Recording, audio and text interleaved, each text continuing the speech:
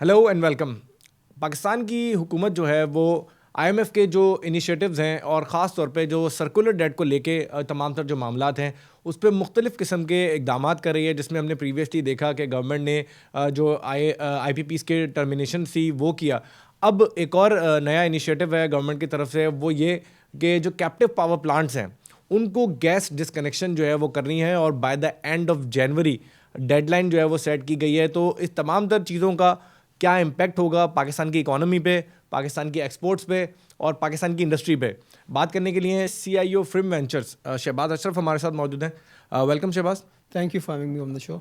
शहबाज, हुकूमत की जानिब से मुख्तलिफ़ किस्म के इनिशिएटिव्स किए जा रहे हैं सर्कुलर डेट को कम करने के लिए, और जो IMF की एक मोस्ट डिमांडेड जो है वो कहेंगे कि वो उनकी मांग है। तो इस डिमांड को पूरा करने के लिए अब एक नई चीज़ सामने आई है, वो ये कि कैप्टिव पावर प्लांट्स को गैस बंद करने जा रहे हैं। पहले तो ये बताएं कि कैप्टिव पावर प्लांट्स हैं क्या? देखिए, आम लफ्ज़ों में कैप्टिव पावर प्लांट क्या हैं? कैप्टिव पावर प्लांट्स वो हैं जो कंपनीज़ या जो इंडस्ट्रीज़ जो ख़ुद बिजली बनाती हैं। सिंपल है। अब वो बिजली भले गैस से बनाएं, भले वो फर्नेस ऑयल से बनाएं, भले वो डीजल से बनाएं। तो ये बेसिकली कैप्टिव पावर प्लांट्स हैं। अब कैप्टिव पावर प्लांट्स अगर आप देखें, थोड़ी हिस्ट्री में जाएँ, तो ये उस वक्त कंपनीज़ ने लगाए जब बिजली बनाने की सलाहियत पाकिस्तान में नहीं थी, डिमांड ज़्यादा थी। शहबाज, ये बताएं कि IMF क्यों ये डिमांड कर रहा है कि कैप्टिव पावर प्लांट्स को गैस डिसकनेक्शन की जाए और इंडस्ट्री को जो है वो कुछ और जो है वो गैस या फिर जो दीगर उनकी पावर जनरेशन है वो कहीं और दूसरी चीज़ों पे जो है वो मुंतकिल की जाए? देखिए, अब IMF क्यों चाहती है कि हम गैस जो है वो शिफ्ट करें from captive power plants to either IPPs और टूवर्ड डोमेस्टिक। तो अगर हम देखें, गैस एलोकेशन पॉलिसी जो कहती है कि पहले आपको गैस देना चाहिए डोमेस्टिक कंज्यूमर्स को और फिर आपको गैस देना चाहिए टू IPPs। तो अब IMF ये कर क्यों रही है? पहली बात तो ये है, IMF ये चाहती है कि बिकॉज आपका जो बेस लोड है, जो आपकी इलेक्ट्रिसिटी की डिमांड है, वो पिछले 4 महीनों में -5% है। तो उसकी पहली डिमांड ये है कि सारे जो कैप्टिव पावर प्लांट्स हैं, जो कैप्टिव पावर प्रोड्यूसिंग कंपनीज हैं, वो शिफ्ट हो जाएं टू द ग्रिड टू और सेकेंडली वो ये चाहते हैं कि बिकॉज जो कैप्टिव पावर प्लांट होता है वो लिटिल इनएफिशिएंट होता है, उसकी एफिशिएंसी बनस्बत RLNG की ऑलमोस्ट आधी होती है। तो अगर यही चीज़ हम शिफ्ट करेंगे फ्रॉम कैप्टिव टू RLNG, तो इसकी वजह से आपका जो ओवरऑल टैरिफ है पाकिस्तान का, जो तकरीबन पिछले साल 35 रुपये पे सेट हुआ था, उससे पिछले साल 29 रुपये था। जो 8 रुपये का डिफरेंस है या 7 रुपये का डिफरेंस है, वो मज़ीद कम हो सकता है। तो IMF ये चाह रही है कि एक तो बेस लोड आपका बढ़ जाए, ओवरऑल डिमांड बढ़ जाए बिजली की, और सेकेंडली इंपॉर्टेंटली आपका जो टैरिफ है जो बहुत बढ़ गया है, ऑलमोस्ट डबल हो गया इन द लास्ट 2-3 ईयर्स, वो मज़ीद नीचे आ जाए।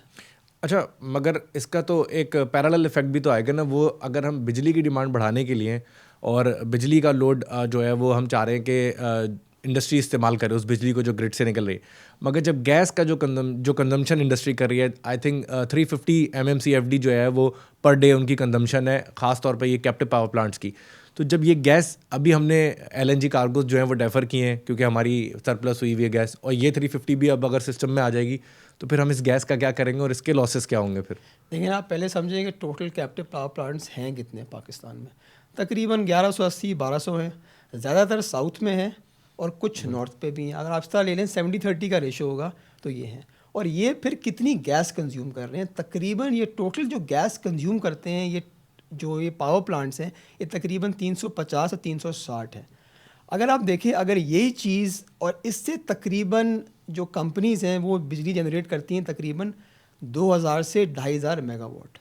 तो अगर हम यही चीज़ हम शिफ्ट कर दें, इनकी जो डिमांड है बिजली की टूवर्ड्स ग्रिड, तो ऑन पेपर हमारे अंदाजे से तकरीबन 300 से 300 अरब रुपए का बचत हो सकती है हुकूमत को, जिसका ये मतलब है कि टैरिफ जो है, जो बिजली की टैरिफ है, वो तकरीबन 1.5 से 2 रुपये नीचे आ सकता है। मगर अगर आप इसका एक और एंगल देखें, ये एंगल ये है कि इसकी वजह से अगर आप देखें, जो कैप्टिव पावर प्लांट्स हैं उनको गैस मिलता है तकरीबन 3000 PKR MMBTU पे, वेयर एज जो एवरेज आपका जो गैस टैरिफ है वो तकरीबन 1700 MMBTU है। और अगर आप इस तरह देखें, जो डोमेस्टिक कंज्यूमर हैं उनको तो और सस्ती गैस मिलती है। अगर आप यही गैस शिफ्ट कर देंगे फ्रॉम कैप्टिव जो 3000 पे गैस ले रही है टू डोमेस्टिक जो एवरेज टैरिफ 1700 है, तो आपको एक लॉस है रेवेन्यू का तकरीबन 1300 MMBTU का, जो तकरीबन बनता है 350 से 450 अरब रुपए का। तो यहाँ तो आप सेव तो कर लोगे, 1.5 से 2 रुपये सेव कर लोगे, या 3 से 400 अरब सेव कर लोगे, मगर there is a possibility because of lower tariff from domestic consumer ये आपको लॉस हो जाए, और ये लॉस आपका तब्दील हो जाए इनटू सर्कुलर डेट। और IMF की रिक्वायरमेंट है कि आपका circular debt should be sealed at 2.4 trillion rupees, वैरल इसकी वजह से ये चीज़ मज़ीद बढ़ सकती है। जब ये तमाम तर चीज़ें हो ही रही हैं तो इसका इवेंचुअली इफेक्ट इंडस्ट्री पे भी आ रहा है, और इंडस्ट्री जब अपना कैप्टिव पावर प्लांट बंद करती है तो इंडस्ट्रियलिस्ट की जानिब से ये एक आवाज़ है कि इसको बंद करने से हमें ना सिर्फ एक्सपोर्ट्स में लॉस होगा, बल्कि जो इंडस्ट्री का बर्डन है वो और बढ़ जाएगा। तो ये क्या एक्सपोर्ट्स को लॉस हो सकता है इस पूरे सिनेरियो में? इंडस्ट्री कितना जो है इस वक्त पाकिस्तान की ख़ास तौर पे कौन सी इंडस्ट्री है जो इस पर रिलाय कर रही है? पाकिस्तान की टोटल एक्सपोर्ट पिछले साल तकरीबन 30 अरब डॉलर थी, और इसमें तकरीबन 16 अरब टेक्सटाइल एक्सपोर्ट्स थी सॉरी। तो तकरीबन 60% तो आपकी टेक्सटाइल एक्सपोर्ट्स हैं।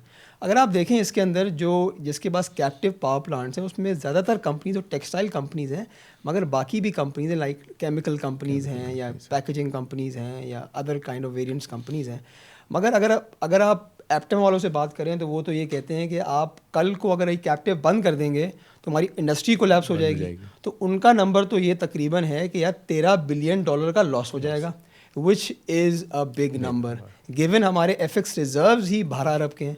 तो इवन इफ़ अगर हम ये चले नंबर तो बहुत मुझे लगता है ओवर एग्जैजरेटेड है, बिकॉज अगर आप ये देखें ना कि अज्यूम हम ये करें कि जिसके पास कैप्टिव पावर प्लांट्स हैं उनके पास 50 से 60% लोगों के पास ग्रिड कनेक्शंस भी होंगे, तो वो तो कल को बिजली बना सकते हैं। अगर वो गैस से बिजली नहीं बनाएंगे वो किसी और चीज़ से बिजली बना लेंगे, बिकॉज आज की तारीख में बेसिकली जो ग्रिड टैरिफ है इंक्लूडिंग टैक्सेस वो तकरीबन 60 रुपये है।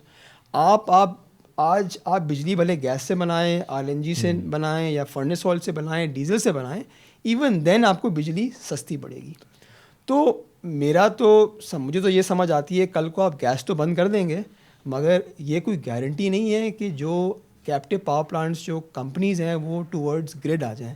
बिकॉज देखिए महंगाई इतनी ज़्यादा हो गई है, टैरिफ इतना ज़्यादा बढ़ गया है, तो आई थिंक उनका फोकस तो डेफिनेटली पिछले कुछ सालों से और इस साल मज़ीद फोकस बढ़ गया है कि they should focus on renewable. तो आई थिंक ये एक हल नहीं है कि आप बिजली जो है वो आप गैस काट दो, कल को आप गैस काट दोगे तो ये कंपनीज़ किसी और तरीके से बिजली आपकी बना देंगी। मगर हम अज्यूम करते हैं कि यार चलें ये अगर कल को 1 फ़रवरी 2025 को ये गवर्नमेंट डिसाइड करती है कि यार गैस को बंद कर देना, तो पोटेंशियली ऑफ कोर्स किसी को भी ग्रिड कनेक्शन लगाने में या सब ग्रिड लगाने में ख़र्चा करना पड़ेगा, टाइम लगता है। तो 3 से अगर 4 महीने में लगती हैं तो तकरीबन आपकी जो एक्सपोर्ट है वो तकरीबन लॉस हो सकता है आपको 4 से 5 अरब डॉलर का, which is a big amount given कि आपको सेविंग तकरीबन 300-400 अरब की हो सकती है, but loss could be much larger in quantum which we can not afford. अच्छा, 4 से 5 महीने अगर ये लॉस पे जा रहे हैं तो क्या IMF के साथ निगोशिएट किया जा सकता है इस मामले पे कि भाई जो डेडलाइन आपने सेट की है 31 जनवरी 2025, इसमें अगर हम एक्सटेंशन ले लेते हैं और इसमें 6 महीने या 12 महीने में कोई एक्सटेंशन मिलती है तो क्या इंडस्ट्री को उससे बेनिफिट होगा अगर हम इसमें एक्सटेंशन ले लेते हैं? और सेकेंडली इंडस्ट्री का जो इंडस्ट्रियलिस्ट है वो क्यों नहीं जो है वो इस एनर्जी जो कैप्टिव पावर से शिफ्ट नहीं होना चाह रहा, ग्रिड पे जाना क्यों नहीं चाह रहा? क्योंकि समहाउ ग्रिड से जो बनने वाली बिजली अगर 2 रुपये कम हो जाती है तो फ़ायदा तो होगा इंडस्ट्रियलिस्ट को।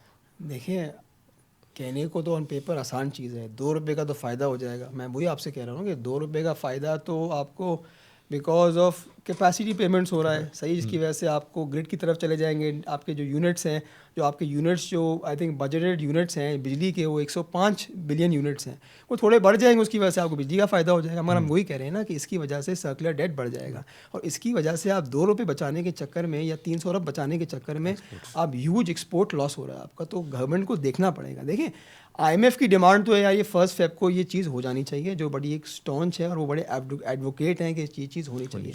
हम बोलते हैं चलो हम डिस्कस करते हैं, गवर्नमेंट बोलती है यार ओके हम ये चीज़ कर लेंगे, but at least give us 6 to 7 months। तो डेफिनेटली देखें ना, इससे क्या होगा कि जो बड़ी कंपनीज़ हैं, जो बड़े ग्रुप्स हैं like Lucky group, Chirag group, different groups, they are already ahead of time. उन्होंने वैसे ही भी रिन्यूएबल्स लगा दी और अगले 2 साल में शायद वो ग्रिड पे आए नहीं, तो इसकी कोई गारंटी नहीं IMF की यार इसकी वजह से आपकी ग्रिड की डिमांड बढ़ेगी। They are focusing on much lower renewable resources which will definitely lower their cost of electricity. देखिए अब इंडस्ट्रीज या कंपनीज क्यों ग्रिड पे नहीं आना चाहती हैं या क्यों वो चाहती हैं कैप्टिव से ना हटें, बिकॉज आप वही मैं आपसे पहले भी बात करी है ना कि यार आपका जो टैरिफ है वो तकरीबन 60 रुपये है और कैप्टिव में being even they are very inefficient plants, उनकी फिर भी बिजली 38 से 40 रुपये बनती, तो 20 रुपये का डिफरेंस ये है। अगर गैस को आप 3000 से 4000 भी कर दो पर MMBTU, फिर भी बिजली 50 रुपये की बनती है, तो 50 रुपये और 60 रुपये में फिर भी फ़र्क है। तो मुझे नहीं लगता कि कल को अगर गैस बंद भी हो जाती है कुछ अरसे के लिए ग्रिड डिमांड तो आपको जनरेट हो जाएगी थोड़ी बहुत, मगर इवेंचुअली जो लॉन्ग टर्म सोल्यूशन है वो मुझे नहीं लगता कि कोई इंडस्ट्री या कोई कंपनी चाहेगी कि इतना टैरिफ दें। बिकॉज देखें ना, अगर आप एक और अहम बात ये है कि रीजनली टैरिफ कितना है, 7.5 सेंट से डॉलर्स पहले, और हमारा जो टैरिफ है वो तकरीबन 21 से 22 सेंट है। तो हम वैसे भी रीजनली तो अनकम्पेरेटिव तो है ना, और वैसे भी हमारे अगर ऑपरेटिंग मार्जिन कम है रीजनली और मजीद कम हो जाएंगे, तो इंडस्ट्रियलिस्ट कहाँ जाएगा? वो तो यही सोचेगा ना कि आज इन्वेस्टमेंट कर लो और लेट्स फोकस ऑन रिन्यूएबल्स। दुनिया भी रिन्यूएबल्स पे जा रही है। तो ये मेरा एक टेक है कि इसकी वजह से IMF तो चाह रही है कि आपकी ग्रिड की डिमांड बढ़ जाए, जो अभी -5% है वो मुझे नहीं लगता, हो सकता है 2-4-6 महीने के लिए डिमांड आपकी बढ़ जाए, पर eventually it will come down. EMPs के हवाले से भी ज़रा हम ये बात नहीं कर सके, डिस्कस नहीं कर सके कि EMPs का इस पर क्या इम्पैक्ट होगा, और जो हमारी गैस जो सप्लाई कंपनीज़ हैं, SNGPL है, SSGC है, इनके जो प्रॉफिट्स हैं वैसे ही प्रॉफिट्स नहीं है, वो तो हम नेगेटिव भी देख रहे होते हैं। तो इनकी क्या सूरत हाल हो जाएगी जब सिस्टम में गैस का इस्तेमाल ही ख़त्म हो जाएगा? देखें, सबसे अहम सवाल ये है कि अगर आप देखें जो प्रोडक्शन नंबर्स हैं स्पेशली गैस के, वो पिछले हफ्तों से डिक्लाइन ही हो रहे हैं। लेटेस्ट नंबर देखें वीक ऑन वीक मेरे ख्याल से gas has decline by about 10%। तो IMF की ये डिमांड है कि यार अगर गैस जो कैप्टिव को मिल रहा है वो हम गैस दे दें टू RNG प्लांट्स। तो वैसे भी सिस्टम में तो गैस सरप्लस है, तो ये अगर और सरप्लस गैस सिस्टम में आ जाता है तो फिर क्या होगा? अब इसकी इम्प्लीकेशन बहुत बड़ी है। इस तरह आप देखें ना, कुछ जो ENP कंपनीज हैं जो गैस प्रोड्यूसिंग फील्ड्स हैं उनको बार बार गवर्नमेंट को बंद करना पड़ रहा है। उसको खुल बंद और दोबारा खोलने की वजह से उनका प्रोडक्शन लॉस हो रहा है। और आप अगर लेटली अभी खबर देखें, लेटली खबर ये भी आई थी कि government is differing cargoes for the next 12 months. तो एक जो IMF की डिमांड है कि यार इसको आप शिफ्ट करो टू RNG प्लांट्स, वो भी मुझे लगता नहीं है कि ऑन पेपर समझ आती है कि हो सकती है, but I think this is not even feasible. और दूसरी वो कहते हैं कि आप ग्रिड की डिमांड बढ़ा दो। तो दोनों जो IMF की डिमांड्स हैं वो आई थिंक कुछ हद तक जायज़ है, मगर मुझे लगता है कि ये इवेंचुअली लॉन्ग टर्म सोल्यूशन नहीं है to bring the tariff down. Overall scenario में इंडस्ट्री भी हमें एक लॉस में जाती हुई नज़र आ रही है, पाकिस्तान के एक्सपोर्ट्स भी लॉस में जाती नज़र आ रही है, और इवेंचुअली गवर्नमेंट को भी कोई इसका जो है ख़ास फ़ायदा हासिल होता नहीं दिखाई दे रहा। तो ऐसा क्या जो है वो किया जा सकता है कि गवर्नमेंट भी बेनिफिशियर हो जाए इसमें, और जो इंडस्ट्री है वो भी अपनी एक्सपोर्ट्स को सेव कर सके? ऐसा बड़ा ही मुश्किल, इसका कोई एक कंक्लूजन नहीं है। देखें ना, आपको फ़ायदा एक तरफ से हो रहा है, 600-700 अरब का फ़ायदा हो रहा है, which is probably 3 to 4 rupees, right, eventually अगर चीज़ हो जाती है। मगर आपको जो नुकसान है वो एक्सपोर्ट्स का है, राइट। तो आई थिंक एक्सपोर्ट का नुकसान बड़ा है compare to this savings of only 600 billion rupees. तो आई थिंक गवर्नमेंट को बड़ा टैक्टफुली इस चीज़ को देखना पड़ेगा। इतनी आसान डिसीजन नहीं होगी बिकॉज रेजिस्टेंस बहुत ज़्यादा है स्पेशली फ्रॉम टेक्सटाइल मैन्युफैक्चरर्स। कुछ उनकी डिमांड आई थिंक जायज़ हैं, कुछ डिमांड जायज़ नहीं है, बट आई थिंक ये फैसला इतना आसान नहीं होगा। तो शहबाज थे हमारे साथ, और इस वक्त जो सूरत हाल है वो शहबाज ने आपको बड़ी क्लियर बताई कि इंडस्ट्री अभी इससे बहुत ज़्यादा इम्पैक्ट होगी, और ना सिर्फ इंडस्ट्री बल्कि जो पाकिस्तान की एक्सपोर्ट्स हैं और हम उन पे हैवीली रिलाय कर रहे होते हैं। 30 बिलियन हमारी जो है वो टोटल नंबर ऑफ़ एक्सपोर्ट्स है, और उसमें से अगर 13 बिलियन आउट हो जाता है, 13 बिलियन USD, तो एक बड़ा अमाउंट है जो कि हमें हिट करेगा।